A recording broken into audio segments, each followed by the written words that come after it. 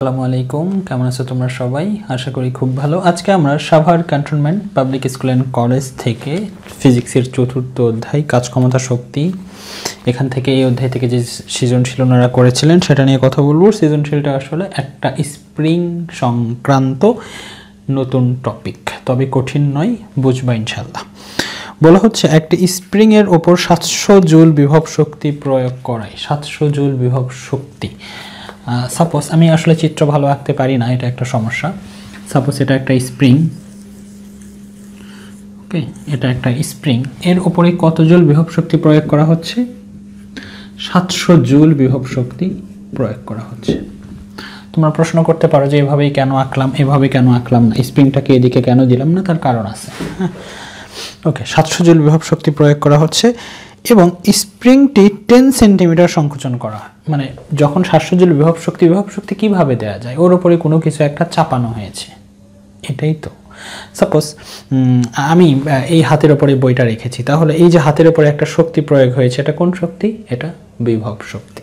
কারণ এই বইটাকে কোনো একটা উচ্চতা, এ তো আসলে হাতের ওপরে ছিল না, এর জায়গা তো এটা না, একে হয়তো টেবিল থেকে উঠে আমার হাতের উপরে রাখা হয়েছে। তাহলে একে যত উচ্চতা উঠানো হয়েছে, অর্থাৎ ইপি ইকুয়াল mgh, বস্তুর একটা, এই বইয়ের একটা ভর আছে, অভিকর্ষ ত্বরণ আছে এবং কিছু একটা উচ্চতা থেকে উঠানো হয়েছে, উঠে আমার হাতের উপরে রাখা হয়েছে। তাহলে এই উচ্চতায় যে শক্তিটা পেয়েছে সেটা কার উপরে প্রয়োগ হচ্ছে? আমার হাতের উপরে প্রয়োগ হচ্ছে। তো স্প্রিংটাকে যখন এরকম কোনো কিছু দিয়ে বিভব শক্তি প্রয়োগ করা হয়েছে, তখন স্প্রিংটা কত সেন্টিমিটার সরণ হচ্ছে?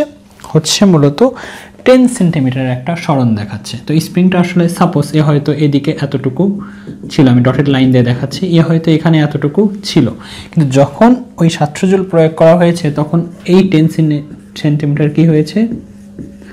সংকুচিত হয়েছে। এটাই সেই 10 সেন্টিমিটার। ওকে, এরপর স্প্রিংয়ের ওপর 500 কেজি ভর প্রয়োগ, 5 কেজি ভর, সরি, এরপর স্প্রিংয়ের ওপর, সাপোজ এই স্প্রিংটাকে আমি এখানে আরেকবার রাখছি তোমাদের সুবিধার্থে।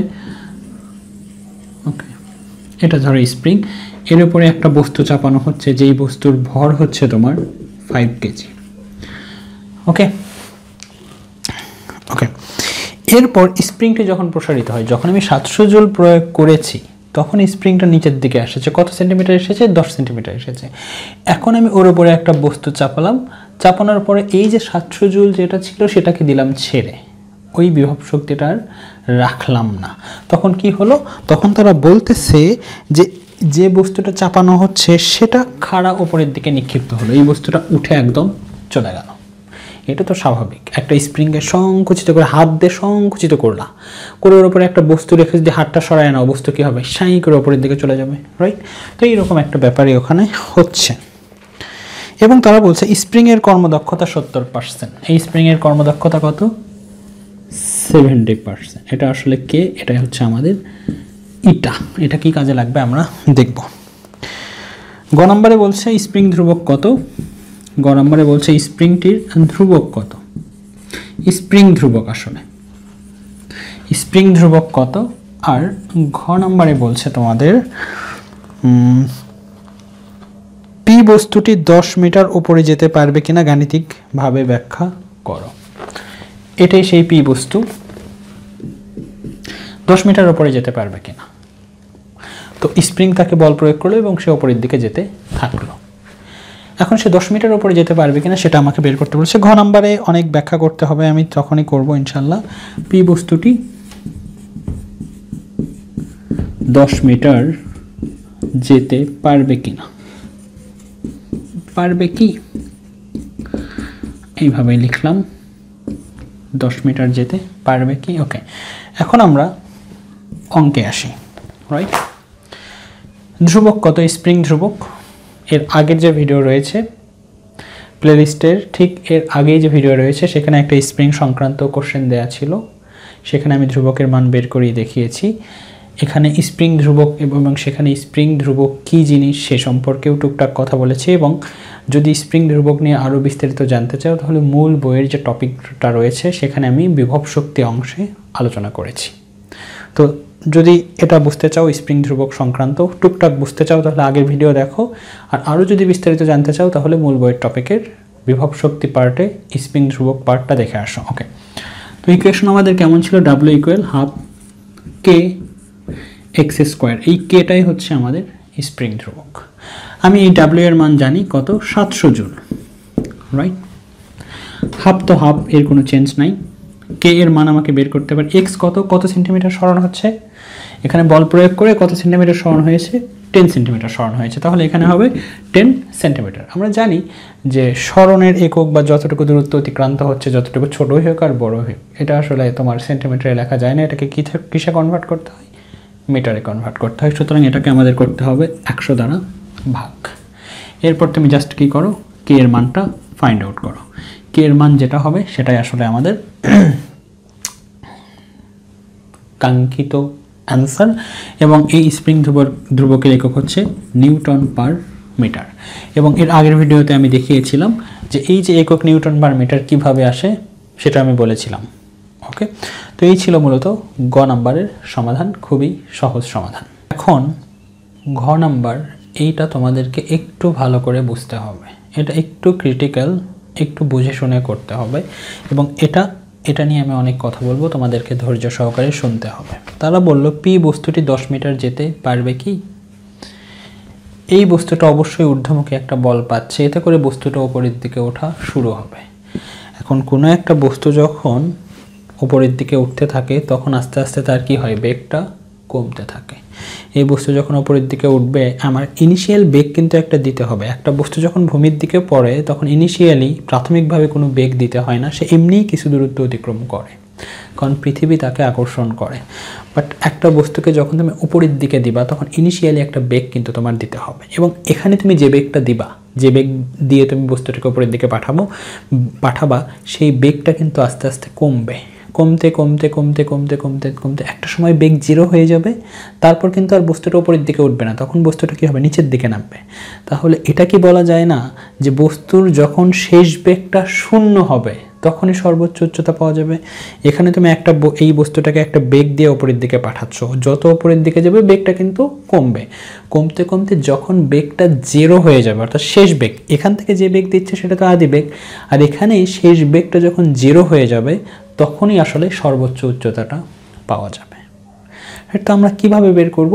আমরা শেষ বেগ 0 ধরে উচ্চতাটা বের করব। শেষ বেগ 0 ধরে উচ্চতা বের করব। যদি উচ্চতা 10 মিটারের বেশি হয় তাহলে তো 10 মিটার যেতে পারবে, আর উচ্চতা যদি 10 মিটারের কম হয় তাহলে যেতে পারবে না। তাহলে আমরা দেখতে চাচ্ছি এই পি বস্তুটা কত উচ্চতায় ওঠে, সেটা আমরা দেখতে চাচ্ছি, সর্বোচ্চ উচ্চতা কত। তো ইকুয়েশন আমরা কি লিখলাম, যে সর্বোচ্চ উচ্চতার জন্য ইকুয়েশন যে v square equal u square minus 2gh। আমি অলরেডি বলেছি শেষ বেগটা কি হবে, 0 হবে। ওকে, তো শেষ বেগটা কি ধরলাম, আমি 0 ধরলাম, তাহলে 0-এর উপরে স্কোয়ার, ইউ কত, অর্থাৎ ওই স্প্রিংটাকে, এই বস্তুটা কত বেগে যাওয়া শুরু করছে সেটা কি আমরা জানি না। তার মানে এই যে এই বস্তুটা যে যাচ্ছে উপরের দিকে, এটা কত বেগ নিয়ে যাচ্ছে, অর্থাৎ স্প্রিং তাকে কত বেগ প্রয়োগ করছে সেটা কিন্তু আমরা জানি না। তাহলে এই বস্তুটা কত বেগ পাচ্ছে, অর্থাৎ বস্তুর আদি বেগ কত সেটা আমরা জানি না। তাহলে ইউ এর মতো আমরা লিখে দিলাম 2gh। তো তুমি এই পুরোটাকে যদি এই পাশে নিয়ে আসো তাহলে কেমন হবে, 2gh divided by u square, h equal কি হবে, ইউ স্কোয়ার বাই 2g। এই তো আমাদের কাজ কি, আসলে আমাদের কাজ হচ্ছে ওই বস্তুটা স্প্রিং দ্বারা কত বেগ পাচ্ছে সেই বেগের মানটা বের করা, দ্যাট মিনস আদি বেগ বের করা। ওকে, এখন গতিশক্তি এবং বিভব শক্তি সংক্রান্ত কিছু কথা চলে আসবে। যখন ভালো করে দেখো, যখন স্প্রিংটাকে সংকুচিত করা হলো তার মধ্যে কোন শক্তি থাকলো, বিভব শক্তি। কারণ বিভব শক্তির ইকুয়েশনই এমন বলে যখন কোনো একটা বস্তুকে তার স্বাভাবিক অবস্থান থেকে অন্য কোনো অবস্থানে নিয়ে যাওয়া যাবে। এই বস্তুটাকে আমি এখান থেকে এখানে নিয়ে আসলাম, তাহলে এর ভেতরে কোন শক্তি স্টোর হবে, বিভব শক্তি স্টোর হবে। যখনই আমি ছেড়ে দেব তখন তার মধ্যে কোন শক্তি স্টোর হবে, গতিশক্তি স্টোর হবে। তাহলে এই স্প্রিংটা কিন্তু এইরকম ছিল না, তাকে আমরা সংকুচিত করেছি। তার মানে কি, তার স্বাভাবিক অবস্থান যেটা ছিল সেখান থেকে আমরা চেঞ্জ করেছি। তার মানে তার মধ্যে কোন শক্তি স্টোর হচ্ছে, বিভব শক্তি স্টোর হচ্ছে। রাইট? কিন্তু যখন আমি স্প্রিংটাকে ছেড়ে দিলাম, স্প্রিং বড় হয়ে চলে গেল, তার মানে স্প্রিংটা কি হলো, গতিশীল হলো। তখন তার ভেতরে কোন শক্তি স্টোর হচ্ছে, গতিশক্তি স্টোর হচ্ছে, রাইট? এটাই তো হয়, কোনো একটা বস্তুকে তুমি স্বাভাবিক অবস্থান থেকে কোনো একটা উচ্চতায় নিয়ে আসো, তার ভেতর বিভব শক্তি স্টোর হবে। যখনই বস্তুটা নিচের দিকে আসা শুরু করবে, ওই বিভব শক্তি কি হবে, কমবে আর গতিশক্তিতে পরিণত হয়ে যাবে। এই জাতীয় সৃজনশীলে আমরা দেখেছি যে পরিমাণ বিভব শক্তি নষ্ট হয়, ঠিক সেই পরিমাণ গতিশক্তি তৈরি হয়। তো একই রকম ধারণাও এখানেই আমরা প্রাথমিকভাবে করছি, একটু পরে একটু চেঞ্জ আমি করব, কিন্তু বেসিকটা শিখলে ওই চেঞ্জটা তোমাদের কাছে আর কিছু মনে হবে না। তো স্প্রিংটা প্রথমে বিভব শক্তি পেয়েছিল, যখন আমি ওই 700 জুল এই যে কাজটা বা বিভব শক্তিটা সরিয়ে দিলাম, তখন ও কিন্তু উপরের দিকে যাওয়া শুরু করলো। এবং ও যখনই উপরের দিকে যাবে, তখন এই বস্তু কি পাবে, একটা বেগ পাবে। আর ওই বেগটা আসলে কোন বেগ, এই যে ইউটা, রাইট? এখন দেখো আমরা এভাবে লিখতে পারি কিনা যে ডাব্লিউ, এটা হচ্ছে আমার স্প্রিংয়ের বিভব শক্তি। কোন শক্তি, বিভব শক্তি, বা এটাকে লেখা হয় আসলে ভি দ্বারা। এটা কি, বিভব শক্তি। আমি লিখে দিলাম আগে ওপরে এটা, যে এটা বিভব শক্তি। এই বিভব শক্তি যখনই স্প্রিংটা গতিশীল হবে, তখন সেটা কিসে পরিণত হবে, গতিশক্তিতে। তো আমরা প্রাথমিকভাবে ভাবলাম যে স্প্রিংয়ের মধ্যে যে পরিমাণ বিভব শক্তি ছিল, ঠিক সেই পরিমাণই গতিশক্তি পাবে। এখান থেকে আমরা লিখলাম হাফ এমভি স্কোয়ার, লিখে ফেললাম। এই যে বেগটা পাচ্ছে, এই বেগটা আসলে কার বেগ, এই বস্তুর বেগ। এই বস্তুর বেগকে আমি কি ধরেছি, এখানে ইউ ধরেছি, তাহলে এটাকে কিসে কনভার্ট করে দিলাম, ইউ এ কনভার্ট করে দিলাম, হাফ এম ইউ স্কোয়ার। ভালো করে বোঝো, ভালো করে বোঝো, ওকে? বিভব শক্তি যেটা পাচ্ছে, সেটা কিসে পরিণত হয়ে গেল, গতিশক্তিতে পরিণত হয়ে গেল।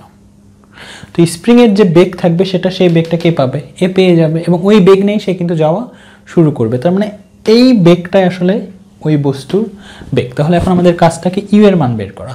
কিন্তু একটা কথা তারা বলে গেছে যে স্প্রিংয়ের কর্মদক্ষতা হচ্ছে 70%। তার মানে স্প্রিংকে যদি তুমি 500 জুল শক্তি দিলে, সে আসলে 500 জুল বিভব শক্তি যদি প্রয়োগ করো, সে 500 কাজ করতে পারবে না, তার 70% কাজ করবে, বাকি 30% নষ্ট করবে। আমি সহজ করে বোঝাচ্ছি।